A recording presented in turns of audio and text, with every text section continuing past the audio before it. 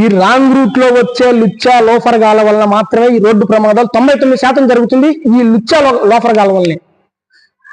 ఏముందిలే, నన్ను ఎవడేం చేస్తాడులే, అక్కడ ట్రాఫిక్ పోలీసులు ఉంటారు, ఈడు రాంగ్ రూట్ లోనే వచ్చేస్తాడు, యూటర్న్ తీసుకోవడానికి 2 కిలోమీటర్లు, 2 కిలోమీటర్లు, 4 కిలోమీటర్లు పెట్రోల్ అయిపోద్దు, డీజిల్ అయిపోద్దు అని ఇక్కడే గొంతుల్లో తిప్పుతాడు, డివైడర్ ఎక్కిసి తిప్పుతుంటారు. ఈ బైక్ వాళ్ళు, ముఖ్యంగా ఈ బైకులు నడిపే వాళ్ళు హెల్మెట్ ఉండదు పైన, రాంగ్ రూట్ లో వచ్చేస్తుంటారు, వెహికల్స్ మీద దూసుకొని వస్తుంటారు.